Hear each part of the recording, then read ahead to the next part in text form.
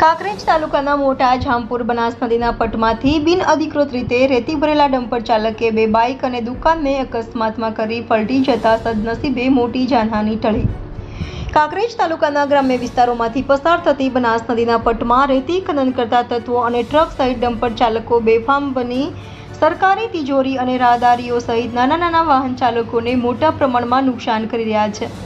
ત્યારે હવે કાંકરેજ તાલુકાના મોટા જામપુરની બનાસ નદીમાંથી બિનઅધિકૃત રીતે રેતી ભરીને જતી એક ડમ્પર ચાલકે સ્ટેરિંગ પરનો કાબુ ગુમાવી દેતા બે બાઇક અને બે દુકાનને અડફેટે લેતા ભારે અફરાતફરી મચી જવા પામી હતી।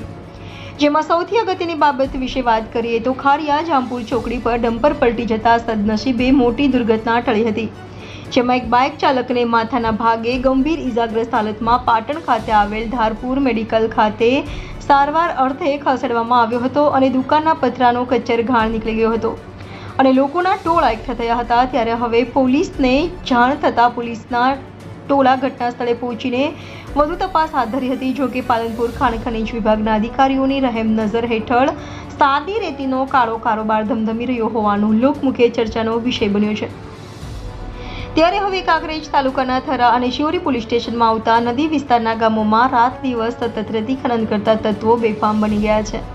ત્યારે હવે શું કાંકરેજ મામલતદાર અને પાલનપુર ખાણ ખનીજ વિભાગના અધિકારીઓ દ્વારા દંડનીય કાર્યવાહી કરવામાં આવશે કે પછી જૈસે થે જેવી સ્થિતિ રહેશે અને પછી આવી રીતે બે રોકટોક પસાર થતી ટ્રકો નાના વાહન ચાલકો અને રાહદારીઓનો ભોગ લેશે એ જોવાનું રહ્યું। રિપોર્ટર ભગવાન રાયગોર, ઇન્ડિયા 24 ન્યૂઝ, કાંકરેજ।